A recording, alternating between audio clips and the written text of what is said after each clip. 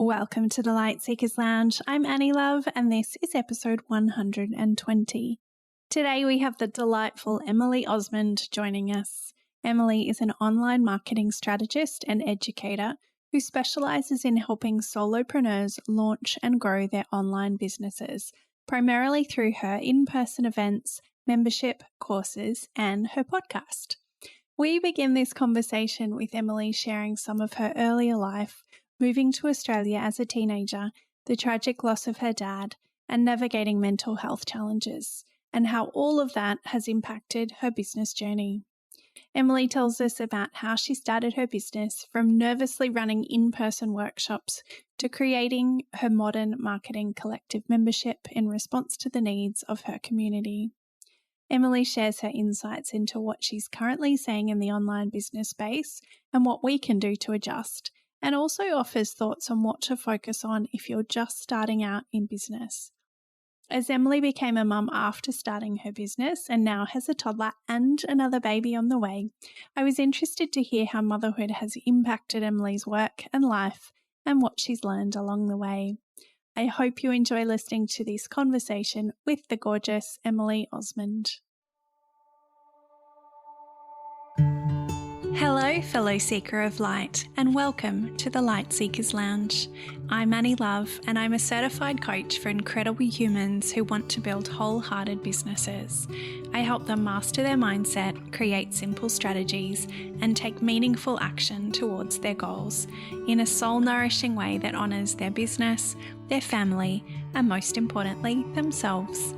I'm also a wife and a mum to 3 gorgeous boys.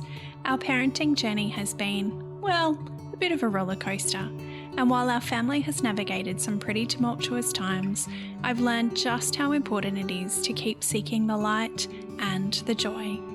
Even in the midst of darkness, I believe that we can find light on the other side, even if the landscape is different to how we expected it to look.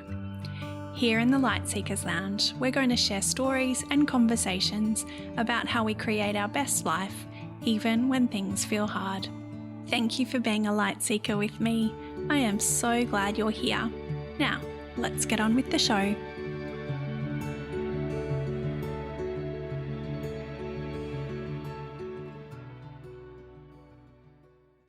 Emily Osmond, thank you so much for coming in to the Light Seekers Lounge today and having a chat with me. So lovely to have you here. Oh, I'm excited to chat with you, Annie. Thanks for asking me. My pleasure. I was trying to think when I first came across your podcast. I think it was through the beautiful Claire Wood. Maybe she interviewed you or something, and I was like, And I think back then back when I started listening, you were doing a building development, and then Yes. I feel like I blinked and now you're a mum. Yeah, I feel like I blinked and I'm a mum as well. So Yeah. No, that's right. Claire, I love Claire Wood, and we've been we connected at a business retreat and have been guests on each other's podcasts. And my partner and I, he's got a background in property. Okay. And so with a friend, we bought a block and built a couple of houses and moved into one each, basically, me and my partner in one and then our friends in the other, which was so fun. Yeah. We ended up selling those houses and we've bought some more, another block to build again. So the process cool. is restarting and we loved it. Yeah. It was so, I think so fun to do it with a friend as well, because you're kind of pooling all your ideas and resources as well. And it's just, very, very rewarding seeing it all come to life. Yeah. Wow. What a vast array of experience you've got in so many different industries. Can you tell me, how would you describe yourself? Yes, absolutely. Oh gosh, I'm someone that is kind and caring.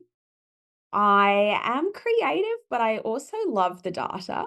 Like I was thinking about Facebook ads, and I love how you can just see, right, this many clicks and it costs this much, and what if we tweak this thing? And so I have my creativity and I love the data. I'm also someone that is, I think, pretty optimistic, and we can talk about how that has not always been the case, I guess. I've had my struggles. But yeah, I'm pretty optimistic, and I don't have a lot of time for conversations that are mainly about complaining or anything like Mm. that. Then I guess when it comes to the different hats that I wear and the things that are really important in my life, I'm a daughter, I'm a sister, I'm one of three girls, partner, slash fiance, slash pretty much married, but we just, COVID and all of that, we haven't quite had the wedding, but we've both got our outfits. And a mum, which has become a huge part of my life and my identity. I have an 18-month-old and I'm 25 weeks pregnant with our second. What else? Friend, um, health person, except now I was just saying to you, I'm so out of breath now when I go when I go up the stairs.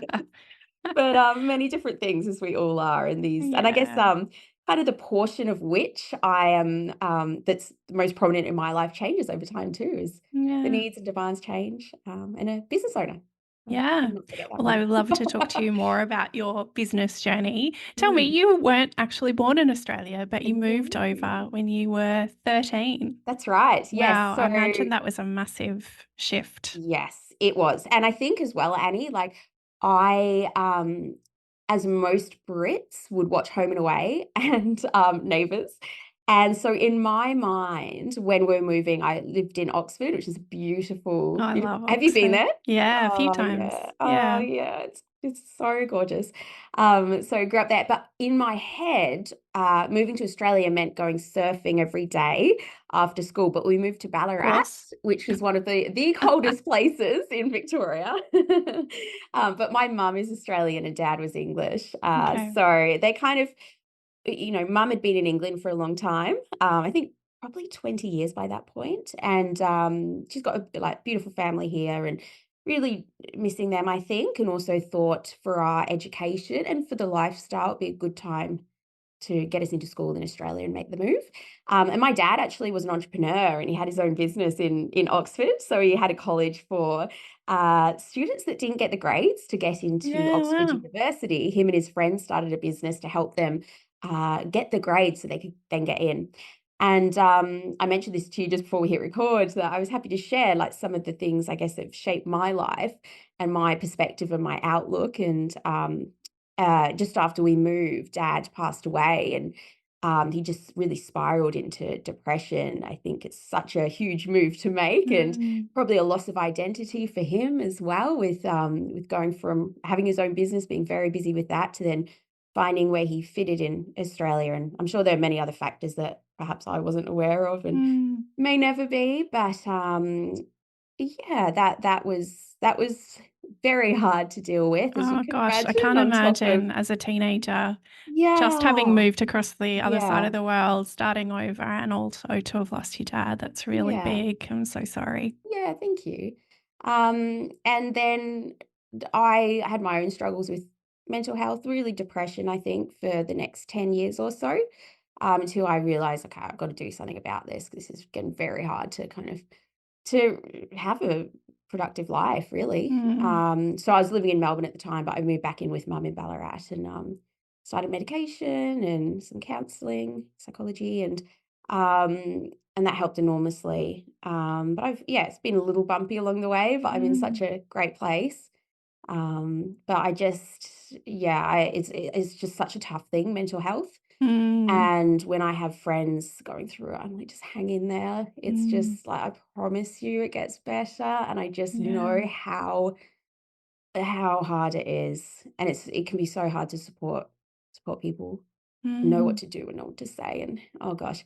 Um, yeah, so I have a lot of empathy for people that mm. struggle with It's that. such a beautiful reminder, I think, to seeing you, and you are so upbeat and bright and vivacious. And I think, you never know what Yeah. people have dealt with in their lives. And I think it's just such an important reminder that, And this is oh my gosh, absolutely, and yeah. everyone has their experiences, really Mm, everyone, and, yeah, you just don't know, do you, mm, what people have been through, but, everyone has their own real challenges and trauma, mm.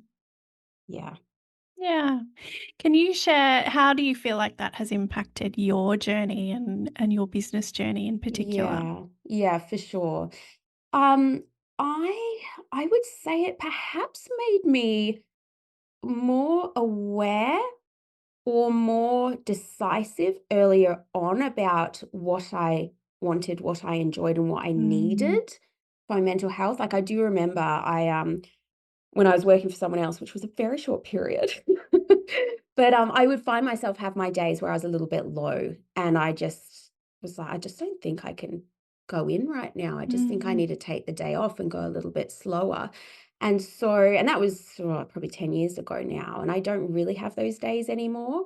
But I absolutely, the idea of being able to dictate my own schedule and my own week and be able to respond to how I was feeling on each day um, was it just made a lot of sense to me to become what I first started my business as, really a freelancer, and pick my own projects and contracts and that type of thing. And I think as well, having maybe that focus on what feels good, what feels in alignment, has also made me always question what I'm doing and check, does this still feel right? And I remember I was about 3 years into business, and I'd built a marketing business, had a couple of contractors, we're doing some really good projects, but I was kind of like, I'm not loving it anymore. It just doesn't feel right anymore. I feel like there's something else that I should be doing. And I think questioning that and always being open to new evolutions and new directions and new steps and continuing to know myself better, um, perhaps has come from knowing what it feels like to feel absolutely so in such a dark place, mm, to now not have a lot of time for things that don't feel great. mm. Mm, I think it's so important that yeah, such a big believer that if we follow our joy and really go after the things that make us feel good, then the other stuff flows on from there. mm. Um, yeah, yeah, I think Yeah, it's really and I important. yeah, and I think perhaps something else too is it's like, well, what's the worst that's gonna happen? And perhaps when you have been through Mm, so many people have been through really yeah, tough times, you do get a sense of perspective there, and it's like, "Okay, well, what's the worst things that's gonna happen if I do try this new direction, or if I quit my job?" And at the time I think trying to I think I'd just met my now fiance, but I had a mortgage by myself, I was living by myself. It was a risk, absolutely, but I was yeah. kinda like, "Right, what's the worst that's gonna happen? Maybe I can rent my place out. I've got mum as a backup," which is a massive privilege to have in itself, to have Mm, that family support. Um, and again, like switching the business model, it's like, what's the worst thing that's gonna happen? mm. I'll make this work in some way. Absolutely. You look like somebody who makes things work. Hon Everything's honestly, figure no, it outable. really doesn't, but, anyway, we pivot and we learn, so Yeah. there's Yeah, all the mistakes absolutely. along the way. Yeah. Yeah. Oh, I think mistakes included. Do you know what I mean? Yes, Like it's yes, just that, Marie Forleo says everything is figure yes. outable. And I think it's sometimes when we have those kind of really tough experiences and we Mm, know really that's the worst case scenario yes. and we can make anything else work. So, Exactly, yeah. exactly, So, yeah. what does business look like for you these days? Yeah, for sure. So really if I look at the revenue streams or the different parts of my business, I have my membership, which is called the Modern Marketing Collective. And I started that, I think, probably about 5 or 6 years ago. And I still have some of my members from 5 or 6 years ago in there. And I started that, and see, this has evolved over time too as I've responded to the market and the changes. Yeah. But I started that. I had a Facebook group that I ran that was just free, and it was called the Modern Marketing Mission. And I was just so passionate, as I am still today, about helping small business owners just be better at marketing and helping people find and connect Mm, to their business, because there's so many talented people out there that have so much to offer. And it's like, if you can just get a little bit more attention around what you do and drive more mm, people into your business, like how amazing would that be? So I was posting every week some tips and things in there. And that was the point that I mentioned just earlier, that I kind of got to a point in my business where I wasn't loving it anymore. And I realized, and I did an analysis. I got my spreadsheet out, which, as I said, I Love the data. love a bit of data. And this was not necessarily hard data, this one I did. But I put down all the different things I was offering in my business. And I put down next to each of those types of work, which did I enjoy the most? Which felt most in flow? What felt hardest? What did I not enjoy? And also the percentage that they brought into my business as well in terms of the revenue. And what became very clear by doing that was that I just loved the helping people learn themselves how to market versus delivering them the strategy to then go Yeah. away with. I really like that ongoing relationship with people, and also just seeing them have those wins and ahas and kind of being empowered, learning those skills. And I'd run workshops and did strategy sessions. And like many years ago, I think it might even been when I was still working for someone else, or it might have been in the very early stages of my own business, I had come across this concept of online courses. But I just felt, gosh, that's not for me. Like, quite introverted, very happy, just stand like low profile at home. Not American, because all the only examples I had were people in America. So I also just thought, well, I can't do that. I'm Australian. and just lots of different reasons why I just didn't think that was for me. Anyway, I put a survey into my free Facebook group. Because I started thinking, maybe there's something in this. And I asked them, what would be most helpful for you? Like templates, some like a retreat, a membership where I'm sharing something with you all the time just to help you improve and develop. And kind of to my fear a little bit, I guess, people voted on the membership idea. They were like, yes, that would be really helpful. And I am someone that takes quite quick action. So it was only a couple of weeks later and I launched my membership and I had my first students come in. Anyway, and that's been such a huge part of my business over the past few years and something that I get a lot of fulfillment out of. And it started a little bit focused on Instagram. That was what I was getting a lot of questions about, because I grew mine quite a good substantial kind of amount, and it was a good driver of business. And now I really see it as a place to help other online business owners to grow their audience, grow their email lists, grow their sales for what it is they have to offer. There's so many different moving parts, perhaps, as you know too. There's let's get your head around. So I have the membership. I also have my business retreats that I run around the pregnancies and breastfeeding these days. I also do some speaking. I also have some affiliate revenue, and I also have a couple of courses, and one kind of switching up one at the moment. So we can talk a little bit about that and what I'm seeing in the industry as well and why I'm doing it. Yeah, I would love to pick your brain on that. But before we do, Yes. as an introvert, I know that you Yes. seem to love running like in-person events. Yes. Do you feel like that's kind of grown over time, or is that something you've always enjoyed doing? Yeah. It just doesn't really make sense for my personality. But anyway, because I remember in Ballarat, I guess it's like looking at where we see the problems, because I really could help someone in this area. And I used to run workshops in Ballarat when I lived there. I live in Melbourne now. And I could just see, oh my gosh, like if I could just communicate to these small business owners, like a few things for their Instagram that they change, they would just see so much difference. Yeah. And so I put out this Instagram workshop and started running them. But like beforehand, before people would get there, I'd be running to the toilet, just so nervous, oh my gosh. But once I got into it, like my favorite thing ever. I love it. And it's the same with my retreats. Like I'll be driving to my retreats thinking, why do I do this to myself? Like it's just so easy just to not do. Yeah. Like why? But then maybe you could relate to, as soon as you get into it, you know why you're doing it. It's because like this is something that we can really help people with. It's something that maybe we're in flow with. It's something that just we're really good at. It's something that we can do. But so it's a weird one. It's definitely still nerve-wracking. Yeah.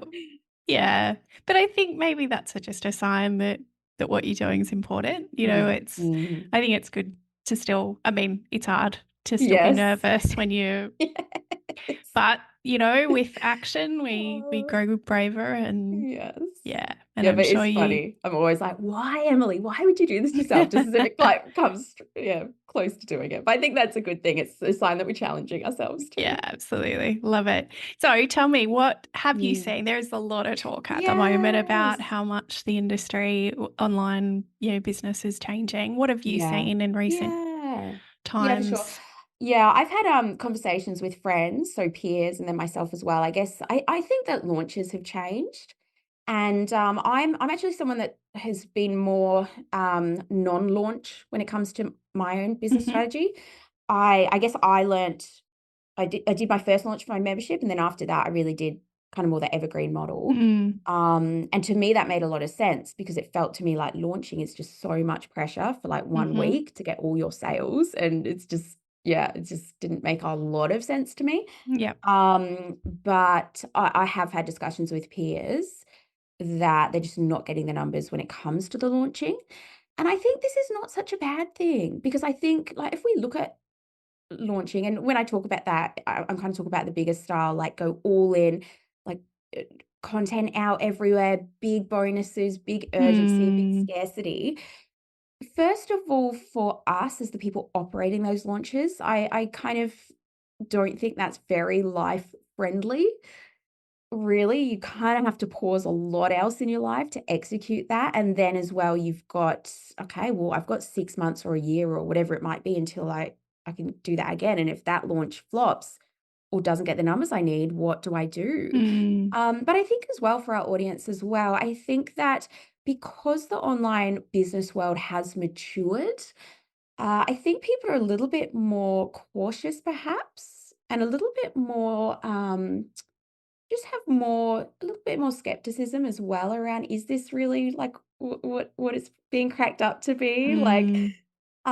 and so I think that as well, if we can have more of a ongoing marketing and sales strategy for our business, such as putting out our consistent content, driving people to our website or our blog or our podcast, talking about how we can help people. And yes, through there, we can have mini promotions and little launches, whatever it might look like to our audience. But I think not having to rely on that and making sure Mm. that your business can still make money every single day or week or month is just better for us and in some ways better for our audience too.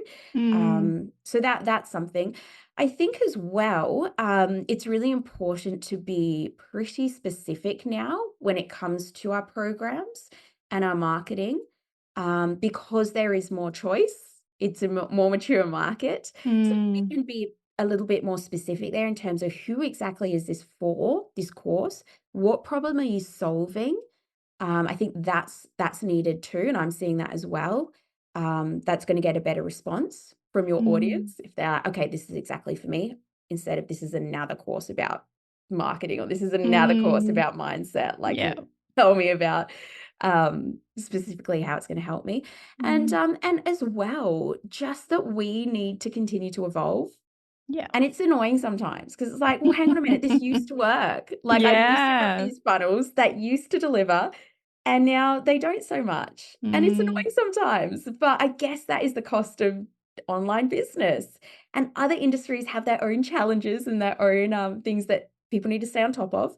And for us in the online business space, it's we need to be iterating and we need to be evolving and we need to be testing the whole time, testing different content formats. And I guess as well, like people, I think we could put out content on Instagram and it would go pretty well. Nowadays, we need to be better. I Mm. think like we actually need to just be better and capture people's attention faster, have something of really good value or information for them. And yeah, so I think that we need to sometimes it's like annoying, but not rest on our laurels, continue to learn and iterate and test, continue to approach things as a beginner with a beginner's mindset Mm. and to just work on our craft and try Absolutely. to improve. Yeah. I love that. Because I mean, eh, like, we've watched a lot of industries it's changed so significantly over the years. I mean, Blockbuster used to be a thing when I was Yes. a Oh, teenager. yeah. Absolutely. So it is important, and we do need to respond to the people that we're serving. Yeah. And Yeah. yeah, it's not enough to just go, oh, well, this used to work, and Yeah. yeah. Yeah, Yeah. beautiful. I love it. If there is someone listening who really wants to build their own business but has Mm, no idea where to start when it comes to mm. marketing and attracting new clients, what advice do you have? Yeah. So this might sound a little bit funny because I'm in the online marketing space, but my biggest advice and what I see work the best and what worked for my business when I started is not to start with trying to grow your online audience Mm, and not trying to grow your email list and all that type of thing to start with. And really go where audiences already exist. So it might be in other communities, it might be to networking events, it might be whatever, however way you can get in front of people.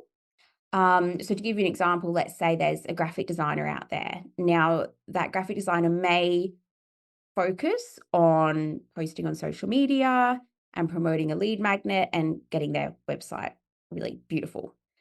But the quicker way for that graphic designer to get clients is typically going to be going to networking events, maybe joining some Facebook groups and talking about what they do in there, letting their network, their friends, their family, their peers, let them know, hey, I'm doing graphic design if you know anyone that needs some help. And when we look at our own behavior and we look at who we hire and who we work with, it's like typically going to be people that mm, we know, like, trust, people that we've seen. And when I think back to the people that first hired me when I had my marketing business, it was all through connections. It was all through family that talked about what I did to someone and they're like, oh, I think I could do with some marketing help. Or mm, it might be someone that I used to work with or someone that I went to school with. And so letting your existing network know what you do in just really clear, simple terms. And then mm, also just trying to meet as many people as possible, even though it might be uncomfortable, go to those networking events, get out in your local area. Like even if your long-term goal is to work globally or nationally, it's such a good way to start if you can, if it, mm. getting out in your local area because word of mouth will just spread. So that's my advice, even though it can also be a little bit more uncomfortable because you are putting yourself out there and kind of pitching yourself and letting people know how you can help them. And it's a little bit more comfortable perhaps to stay behind the computer and tap away and create content. But when I've seen Mm. my students do that, and it's like, right, your challenge is to get out there, talk about what you do, meet people, then you're going to get those first few clients rolling in. And then from there, you can start focusing on building your own audience. But yeah, I'd go where the people already are. I so wholeheartedly agree with that. I think, yeah, when you see people who are like, oh, I just need to get the website perfect and I Yes. need to be posting all of the content and that's great. It's Yeah. great to kind of be pottering away on things in the Yes. background, but really we just need to be having some human connection Yes. and actually talking to the people and telling them what we do. And Yes. yeah, absolutely. Yeah. So important. You have an absolutely beautiful, so smiley boy. He's so gorgeous. He is pretty gorgeous. Yeah. Yeah. And, I was thinking about the fact that you started your business well before you became a mum. How Hmm. has becoming a mum impacted your business and your perspective Yeah. on the world? Yeah, for sure. I won't lie, that first year or so was painful. I feel like I'm out of it now, but honestly, if you listen to any podcast interviews I did during that year, I must have been, yeah, I was very Tired? not in a great place. Just like, what is this parenting thing and trying to run. Yeah. But yeah, so I've always wanted to be a mum. It's always something that I've pictured for myself. So I've been very lucky I've been able to. And yeah, how's it changed? Well, I used to just work, like I fill all my time with my business because I love it. I love my work and what I do.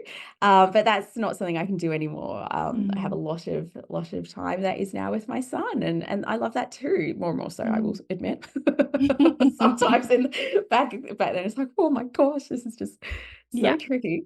But yeah, and for I don't know why, but I think I kind of gave myself right 3 months. So I'll ease things in the business, then I'll get back into work. And I had this number of 3 months. I really don't know where I got it from. So I'd set up content, podcasts, all that type of thing for the first 3 months. And then I thought I'll just get kind of back into things. I had no plan for childcare or anything. I just thought, oh, people work around their kids, don't they? Easy, Yeah, surely. absolutely. But those first few months were in some ways the easiest to work because the baby slept. And so I'm like, oh, this Mm, isn't so bad. I'll just jump on my laptop. So I really found that middle patch the hardest in that first year, kind of the middle months, because I didn't have childcare. I was like, oh, really stressing, like I need to get back to my business. I need to, and then on top of that, I found my brain was just so like not there, really struggling. It just took me so long to try and think as clearly as I felt as though I used to. mm, Um, Sleep deprivation, your whole identity and everything's shifting. And so it was challenging. Now I feel in a pretty good place, although I'm savoring these few weeks and months before the newborn phase starts yeah. again. So speaking as from where I am now, I feel as though I have clarity again around, right, what am I doing? What are my priorities with my business? What do I want this to look like? Because I felt a little bit lost for a while there. Wasn't really Mm, sure. And I felt like I didn't have the space to really think about those bigger things because I was going from breastfeeding, settling the baby, doing this, doing that, to quick jump on a call with my students, mm, everything felt like I was sprinting. So it's nice to have a bit more space now.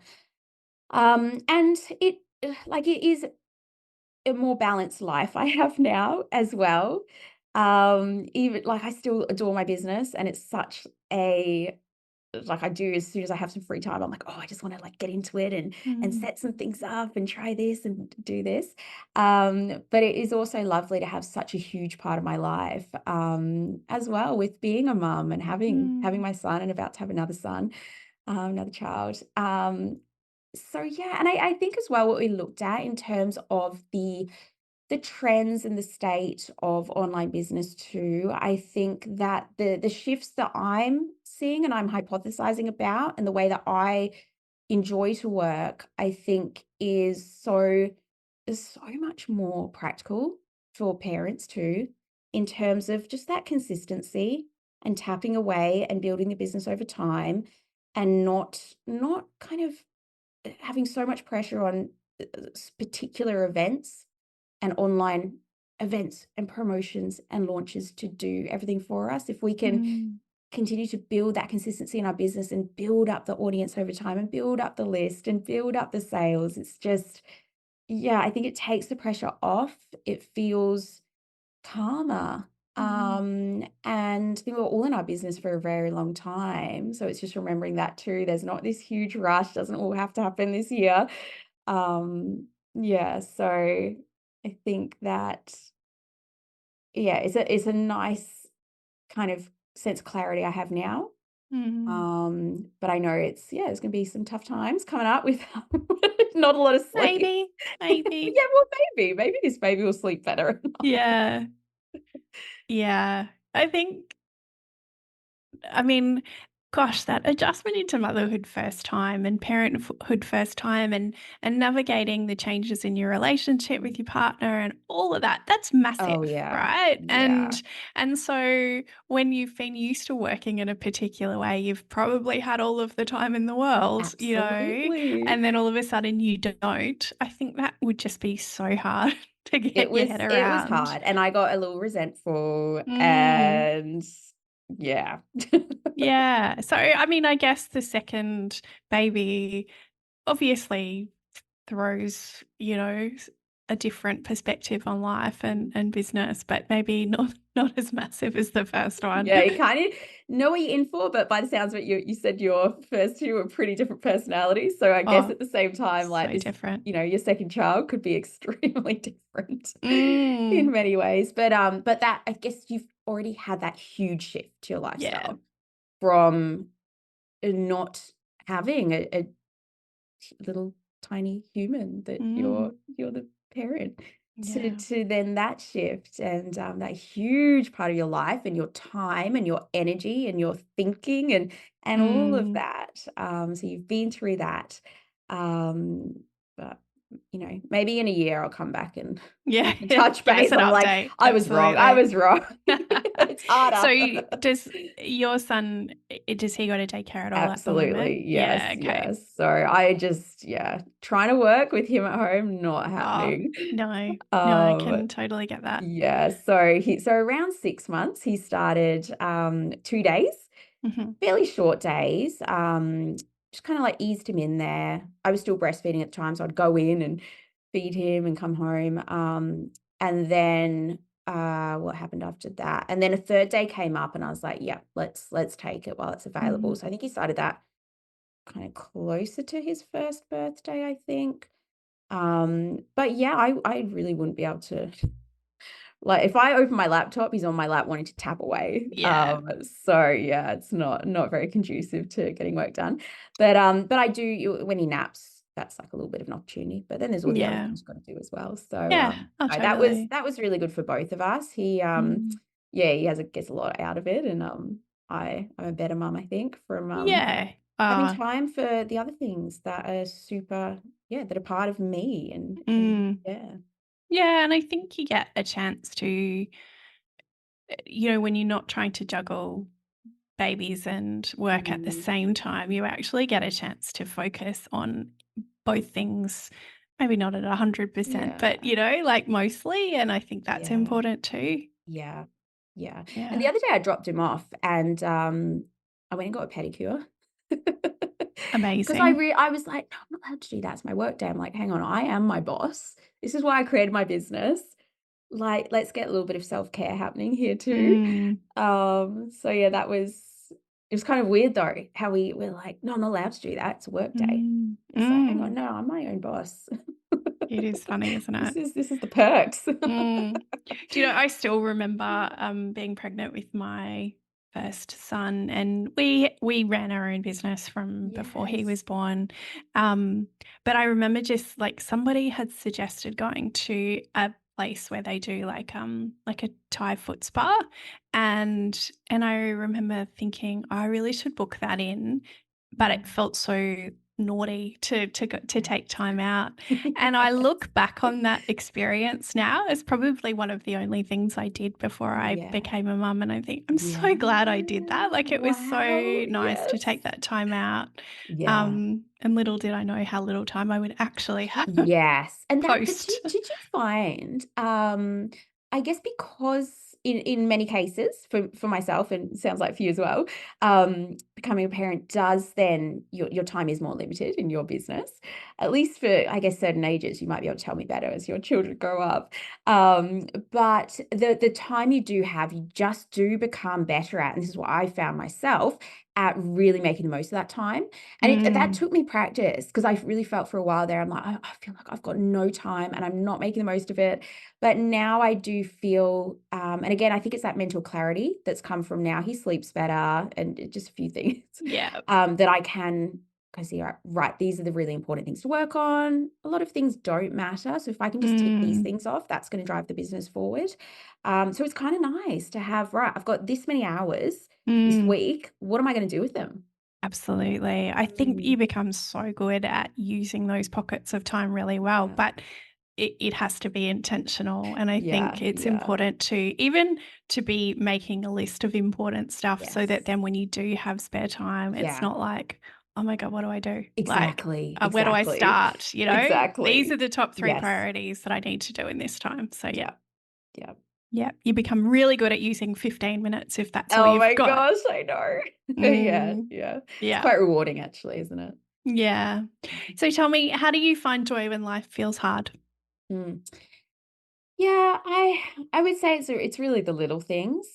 If I'm finding I'm feeling a little bit of anxiety come up, or I'm feeling overwhelmed, or whatever it might look like. If it's just like kind of a little bit there, I find just like stepping outside. We've got out a little outdoor lounge, and just sitting there in the sun, pour a coffee if I hadn't had too many in that day, sitting there and just breathing, Mm, just like recenters me. And I know it's so simple, but just doing that, it's like, oh yeah, no, things are okay. Things are all right. Um, Also as well, which can be a hard thing to do, but reaching out to other people. So if I am struggling, it's letting someone know, letting mm, people know. family, friends, and I guess sharing that with people, and then they can, they'll check in with you and everything. Which good friends and family, they're amazing like that. Um, but yeah, just those little things. And then I also find I'm a more balanced, calm person with better perspective when I have either a fiction book on the go Mhm. or a podcast that is nothing to do with business. It's like a crime Yeah. one or something like Yeah. that. I just find I do notice times when I'm Mm. reading a really good book or I'm really immersed in a podcast that isn't about work, isn't about productivity and trying to get things done. I am more balanced. So yeah, just a Mm. few of those things I find Yeah, I help. love it. Yeah. Yeah, I often find like I'm a massive fiction reader, but Yeah. if I also try to read like business books before I go to bed, I end up dreaming Yes. about them, and it's Yes. really not a very restful sleep. So Yes, I, I I can hear you. I can relate. How do you look after yourself? Do you have any particular kind of Mm. self-care practices? Yeah. Again, this is shifted and changed, and I can see it's going to as well over the next little period of time. But at the moment, what's feeling really good is getting up before my son wakes up. And I that wouldn't have really been possible for a while there, I think, because he was waking up so much at night, like, and sleep is Mm. so important. But now I'm going to bed really early. He's sleeping some nights he sleeps through, some nights he just needs a little bit of help to get back to sleep. Mm. But I'm really enjoying at the moment getting up before him, so that I can do like a little bit of exercise, just kind of have my own time, Mm. before then, yeah, he wakes up and it's all go, and, so that's something that I'm really enjoying at the minute. It just feels Mm. really luxurious actually, and it just feels Mm. like, yeah, this is something I'm doing for me. I'm getting up, have a little bit of exercise, maybe have my breakfast, coffee, whatever it is I wanna do, have that little bit of peace and quiet. Yeah, it's really Mm. nice. Yeah, I love that. That morning time can be so Mm. beautiful and powerful, I think. Yeah, and I'm a morning person, so maybe other people, they Mm. find evening better, but I've always been a Yeah. bit of a morning person. Yeah, I definitely did struggle with that when the boys were little Mm. because yeah, like you said, I just really wanted sleep. And when they would get up Yeah, so early, I wasn't getting up any no. earlier than them. And sometimes I think it can be counterintuitive because then you're just more Yeah. exhausted. But yeah, it's Yeah. only just now that, yeah, we're all getting more sleep at night and I can go to bed Mm, earlier and yeah, so it's yeah. working. Good plan. Do Yeah. you have a quote or mantra that's helped you find inspiration or encouragement when you've needed it? Yeah, I was thinking back to really, I think maybe like the first mindset-y quote or, yeah, that kind of quote that I ever came across. And I remember I was reading a magazine at college. I was living on res, which was so fun. They were the fun days. Anyway, and I was reading a magazine and a quote stood out to me, and I ripped it out and I pinned it up on my board in my room, and it said, "You can if you think you can." Mm, And I think it was kind of the first time I'd really come across something like that, and I thought, "Oh, that's really interesting," and so that really inspired me and really drove me to just go for things and try things and think about, "Well, what is it that I want?" And I think it's such a powerful one, and I see it with my own students too. If they have the belief there that it's possible for them, then they're so much more likely to achieve it. mm, Whereas if you're kind of doing things, but you don't think it's possible for you, it's not gonna happen. mm. So Yeah, it's that one that, belief is so important. yeah, there's certainly, yeah, I draw on a lot. Mm. Yeah, I think it's very powerful. Yeah, I love it. I have a Mama Love mixtape Spotify playlist. What song can I add to it for you? I love that you have this. It's such a good idea. I don't know if this one's on there, but it's Whitney Houston, "I Wanna Dance with Somebody." Has anyone Love put it it. on there? I'm not sure that there is. Okay, because I feel I like think as soon it's as, like, the first beat comes on and it's like, yeah, "Oh, such you a gotta start cracker. dancing." Yeah, So I good. used to have the Whitney Houston The Greatest Hits album where it was like slow Ah. on one CD and fast on the other CD. Oh, Mm, okay. yeah, it was a What do you cracker. mean? Slow on one, fast on the other? Oh, as in like it was a double CD, but all of Mm. her like slower songs Oh, were on yeah, one okay. and all of Yes. her more dancey ones were Yeah, on the okay. other, Yeah, which is got so it. great because, when you're in a mood for some Yes. slow music, you don't want to then throw in I want to dance with someone. Exactly, because you just can't help but move with that one. Yeah, And like absolutely. mime or sing along to it. So good. Yeah, love it. Love a bit of Whitney. What are you working on at the moment, or what's coming up for you and the business? Yeah, good question. I always love asking people this. It's like, what are you working on? What are you doing? So I really look at, okay, where are the problems? What are people struggling with, and go from there. And I saw in my membership discussions and questions and things around lots of my students. Like so many of us and my students and my audience want to have online courses and online businesses and online programs. And I was seeing the challenges around getting it off the ground for the first time, and also figuring out the tech side of things, like questions around this. How do I set this up? What do I need? So I mulled over that, and I thought, what is something that could be really, really helpful here? What's my hypothesis around, again, getting specific to around how can I help solve problems? So I'm developing what's the working title is 30-day course launch. And so it's to help people basically get their first online course launched and out there. Um, just in a simple, straightforward way, how to set up all the technology, how to attract those first few students, with the idea of building the course with their students so they know that it works. They answer like all those questions, because I think as well, like a lot of people think that they need to develop all of their course and then launch it. But I always say, like, do it with your students. Like, have your outline, know what you're going to teach, but your students will take you in the direction your course needs to go, because they're going to ask you things. You're like, gosh, I thought everyone knew that, because we're so close to our own content. And when I launched my membership for the first time, same with me. So I launched it, but I hadn't created it.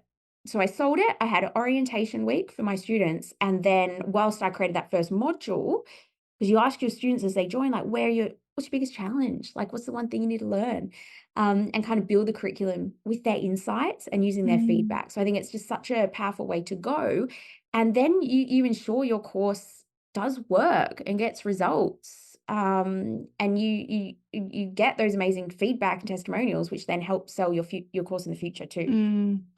So that's something I'm working on. I'm kind of building up my wait list for that one that will launch in a couple of weeks, and build it out with my students and go from there. And it's going to be a very low price, about $150, just to help, like, really, hopefully just a no-brainer. If you need help with your online course and you want, like, to just get it out there and build it out, make it amazing, get all the tech set up. It's going to be using Kajabi. It's what I've used for my business, and I wish there was someone I could just learn how to click all the buttons from when I started, but I just got on the live chat, which is also very helpful. So that's exciting. And then and the idea is that's a bit of a step. And then once people have their online course out there, whether it's through my course or anything else, then I can support them in the Modern Marketing Collective, which is my membership, to then be like, right, got to keep growing that audience, growing your email list, trying different little promotions and building your authority and all that. So great. that's it. Love it. I did actually see your, I think you had a Facebook ad. Yes. You've got ads at the moment for the course. Yes. Yeah. I saw that. I was like, I'll have to sign up for that one. Oh, yeah. Oh gosh, I could talk about this all day. But yeah, I have a freebie, and about what goes into designing your online course. Because you've got to think about, like, what's the problem it's solving? Who's it for? What's the price point? So got that online freebie out there at the minute, which hopefully helps solve that first step. And then if people were like, right, yeah, let's go, let's do this. Because I know I was like, let's not mess around here. Let's just get it out there and get going. Absolutely. Yeah. Love it. How do we find and follow you? Yeah, so very easy, just my name, Emily Osmond. Website, emilyosmond.com, the Emily Osmond Show podcast, and Instagram, Emily Osmond as well. And I would love, like, if you've listened to this, which you have, I guess, because you're hearing this right now, but send me a message and let me know that you heard this podcast. I'd love to. So it's kind of a weird one, the podcast, because you can't see who's listening. You don't really know. Absolutely. But so it's always nice to hear, like, oh, I listened to that episode. I'd love to hear. Beautiful. Thank you so much for sharing all you have today, all of your wisdom. You are such a magical human, and it's so lovely seeing your energy in the world. Oh, thank you. Thanks, Annie. I appreciate you asking me. Yeah, it's a real big honor to be invited on someone's show, so I appreciate it. Thank you. Pleasure. Okay, thank you. Hey, thanks so much for listening to today's episode of the Light Seekers Lounge podcast. I am so grateful to have you here. If you loved the show, it would mean the world to me if you could hit subscribe and leave a review on Apple Podcasts or on Spotify. I would love to continue the conversation with you, so come on over and join the Light Seekers Lounge Facebook group, or come say hi to me on Instagram at annylove.coach. Talk to you soon.